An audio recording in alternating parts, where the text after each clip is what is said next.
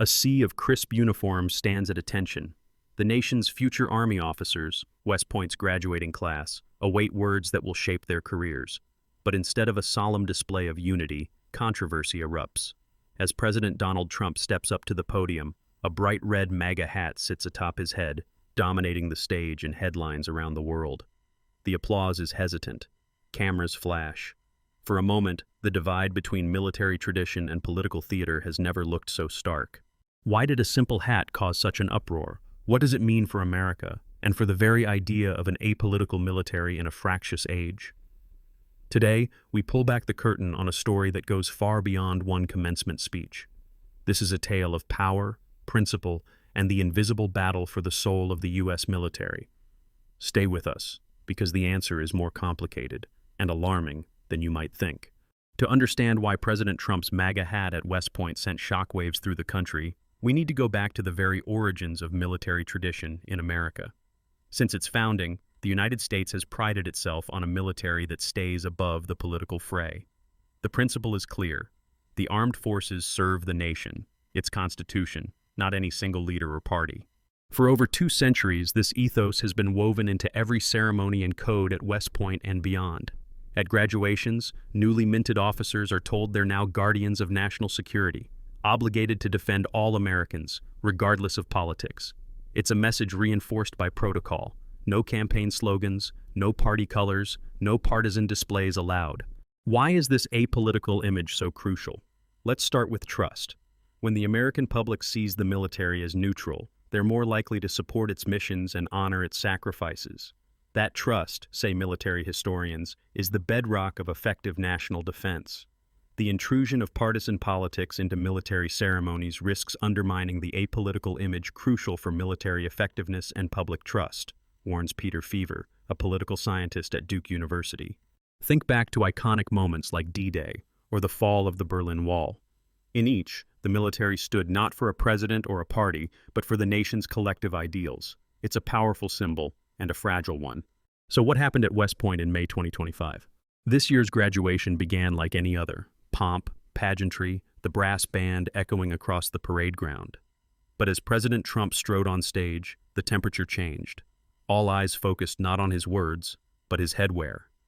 The red Make America Great Again cap, synonymous with one of history's most polarizing political movements, seemed to shout political allegiance above all else. CNN described the speech as part traditional, part rally.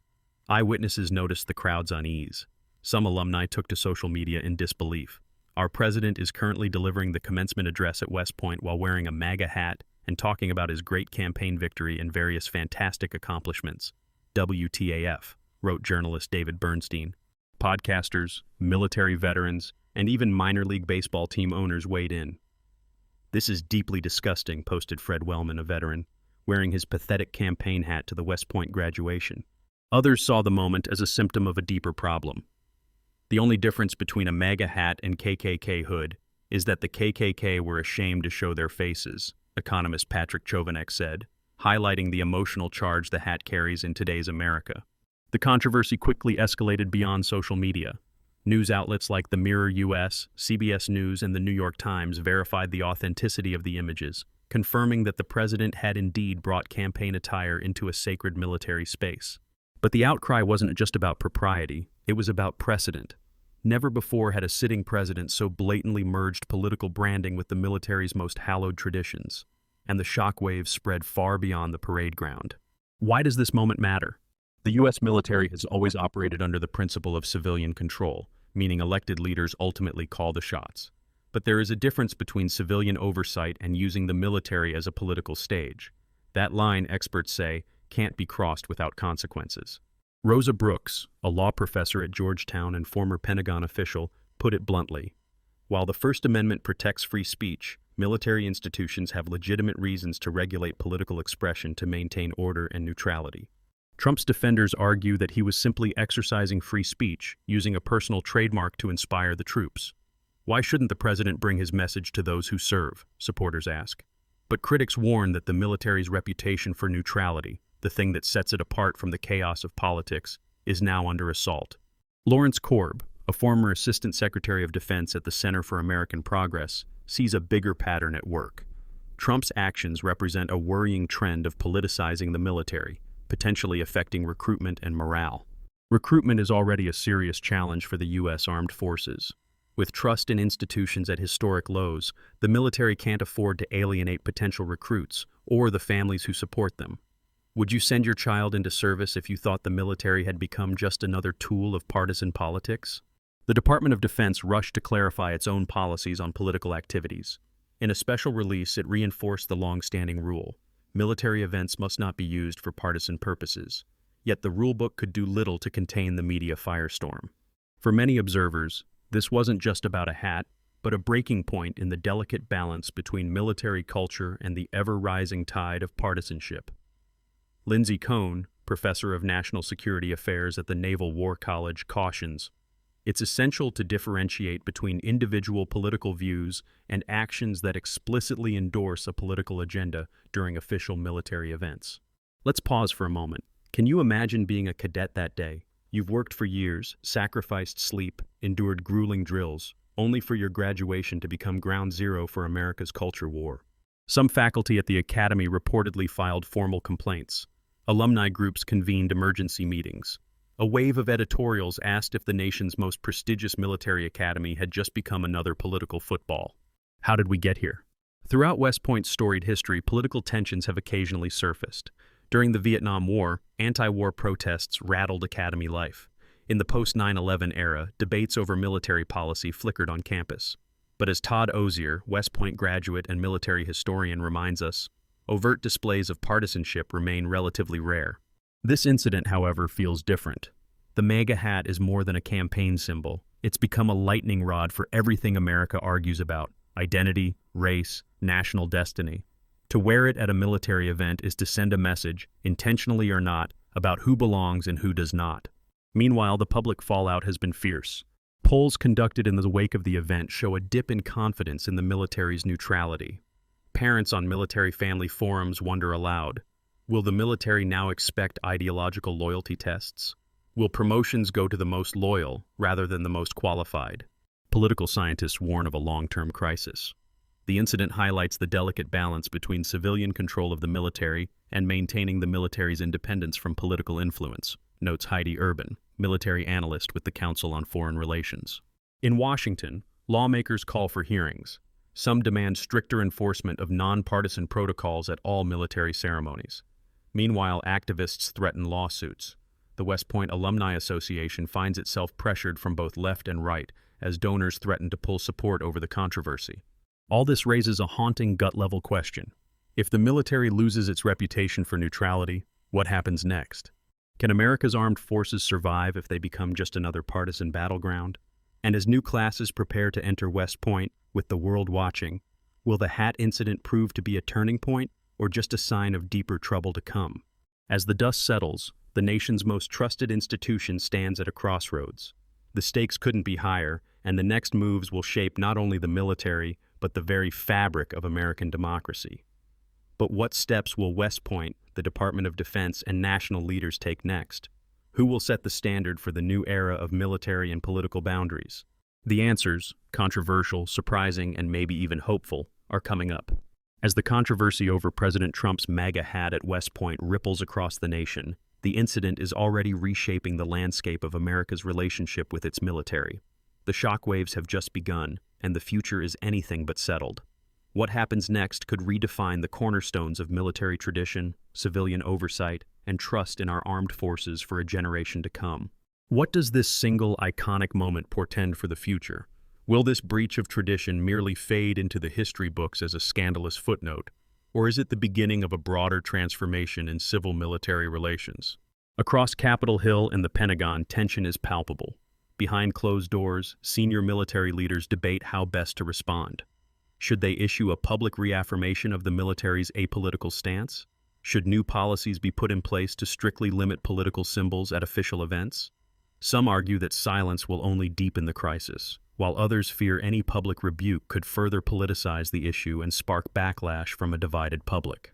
The Department of Defense wasted little time in issuing updated guidance on political activities within military institutions. According to the official statement, while civilian leaders retain the right to free speech, Overt displays of political allegiance are inconsistent with the traditions and expectations of military service. New training modules for officers and enlisted personnel are being considered to reinforce the values of impartiality and respect for the chain of command, values that, experts say, are now under extraordinary pressure. Peter Feaver, a renowned political scientist at Duke University, warns, "Incidents like this erode the vital buffer between partisan politics and military professionalism. We all lose if the armed forces come to be seen as just another political actor." This sentiment is echoed by scores of retired generals and veterans, some of whom recall the lessons of history, how the politicization of militaries in other nations led, in some cases, to regime instability or worse. But what if the opposite happens? What if this moment becomes a rallying cry for a renewed commitment to nonpartisanship? West Point's Alumni Association has already begun internal discussions about reinforcing the institution's traditions, possibly introducing new rights to remind graduates of their oath to the Constitution above any party or leader. There is talk of holding forums, inviting bipartisan panels of former defense officials, and even instituting a permanent code of conduct for future commencement speakers. Some see a chance for positive change, heightened awareness, and stronger safeguards. Still, the risks are real and immediate. Rosa Brooks, Georgetown law professor and former Pentagon advisor, points out, when the boundaries blur, confusion and resentment can seep into the ranks. Troops start to wonder, are we serving the nation or just the person in charge? Recruitment offices have already reported a subtle shift. A handful of prospective recruits and their parents have voiced worries about the military's neutrality. While it's too early to say whether this will translate into a measurable drop in enlistments, military sociologists are watching the numbers closely. As Dr. Lindsay Cohn of the Naval War College observes, public trust is fragile. When it cracks, it takes years, sometimes decades, to repair. On social media and in the press, the debate is hotter than ever. Some Americans rally behind Trump's defiant display, seeing it as a bold assertion of civilian supremacy over the military. Others recoil at the sight of a political symbol overshadowing the sacredness of an institution that has, for nearly 250 years, prided itself on serving all citizens regardless of partisan stripe. The consequences aren't just symbolic. Policy analysts at the Brookings Institution warn that an increasingly politicized military could complicate everything from disaster response to cooperation with government agencies. If in the future military leaders are seen, even wrongly, as loyal to a faction rather than the nation as a whole, will local officials trust them in a crisis? Will ordinary Americans heed their guidance, or will they second-guess the motives behind every command? Internationally, the world is watching. Allies accustomed to working with an apolitical, professional U.S. military are asking tough questions in private. Will the American armed forces remain a stable partner, unswayed by domestic turbulence? Rival states, meanwhile, have seized upon the controversy in their own propaganda, framing America as a nation unable to separate its military from its politics. But perhaps the most unpredictable changes will unfold inside the barracks and lecture halls of West Point itself. Cadets talk in hushed tones about the day the president wore a campaign hat to graduation. Some are angry. Others, frankly, are confused. As one anonymous cadet said to a reporter, "We're taught from day one that the Army stands for the Constitution, not for any one man or party. So why did our biggest day get turned into a campaign stop?" Meanwhile, younger officers wonder if new rules will restrict expressions of personal identity, political, religious, or otherwise. Where is the line between free speech and institutional integrity? This debate is not going away. So what are the lessons for all of us, as citizens, voters, and observers of history? First, the incident at West Point is a stark reminder that the values underpinning American democracy are not guaranteed. They must be nurtured, reaffirmed, and protected at every opportunity. As citizens, we have a stake in ensuring our military stays above partisan politics. The principle of civilian control is not meant to mean political manipulation. Instead, it's designed to preserve the trust that allows American men and women in uniform to serve with honor, untainted by the shifting winds of politics. For those of us who worry about the future of democracy, the best action isn't simply to condemn or defend a single act, but to ask deeper questions. How do we want our military to be seen by the world, and by ourselves? What can we do to protect the norms and traditions that keep the republic strong? If you're a parent, teacher, or mentor, you can help by talking openly to young people about these events. Explain the difference between civilian control and partisan loyalty. Remind them that the armed forces are a national institution, not a political club. This is especially important as news and misinformation blend together in today's frenetic media climate. If you're active in politics or public service, take a cue from history. Previous leaders have faced moments of crisis where the temptation was great to bend military symbols for political gain. The ones who resisted are remembered for their courage and restraint. The ones who did not? Their legacies are warnings etched in textbooks and memorials. But the lessons don't stop at the top. Ordinary Americans wield enormous power through their attention, their votes, their conversations. The outrage and debate sparked by that red hat revealed just how much people care about the boundaries between national service and party politics. That's a sign that democratic vigilance is alive and well. And there are, believe it or not, glimmers of hope in this turmoil. In response to the uproar, West Point's faculty has begun work on a new classroom module called Military Professionalism in a Polarized Society. The course, which will be piloted next semester, aims to give cadets tools for navigating the pressures of contemporary politics while maintaining the dignity and impartiality required of military officers. It's a small, proactive step that could make a critical difference. There's also a renewed push within Congress to clarify the rules governing political activities at military events. Bipartisan committees are drafting legislation that would explicitly ban all overt political messaging by civilian speakers on official military occasions. If passed, such a law would set a precedent for safeguarding the nonpartisan character of America's armed forces well beyond the current administration. What can you do right now? First, stay informed. Read broadly, from multiple perspectives, not just the headlines or social media hot takes. Second, speak up when you see norms being eroded. Civilian oversight depends on an engaged public that is willing to hold leaders accountable. And third, remember that patriotism is not about symbols or slogans. It's about a steadfast commitment to the ideals enshrined in our Constitution, ideals that call on us to rise above faction and serve the common good. So where does this leave us? Was the MAGA hat at West Point a passing storm, or a sign that the floodgates of militarized partisanship have been flung wide open? The answer depends in part on what happens next, on the choices made not only by Pentagon officials and political leaders, but by all of us. If the military doubles down on its commitment to impartial service, if Congress affirms and enforces the sacred boundary between politics and national defense, if citizens remain vigilant and refuse to accept the normalization of partisan spectacle at military institutions, then this incident could ultimately strengthen the republic. Yet, if apathy or polarization settles in, if outrage gives way to resignation or cynicism, the risk is not just to West Point or the Army, but to the very foundation of democratic self-government. Let's not forget, the United States military has weathered storms before. During the Civil War, officers agonized over divided loyalties.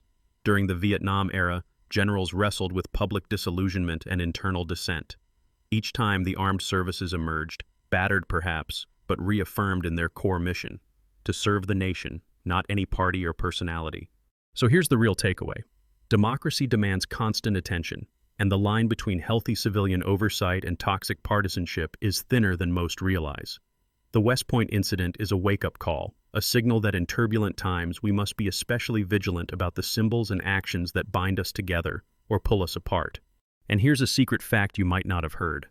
While presidents have often visited military academies, there has never been another documented case in American history of a sitting president wearing explicit campaign paraphernalia during an official commencement address. This truly is unprecedented, a moment that will be studied, debated, and remembered for years to come. If you found today's discussion thought-provoking, don't forget to like, share, and subscribe. Tell us in the comments, do you think the military can recover its apolitical reputation, or are we heading for new turbulence? Your voice matters.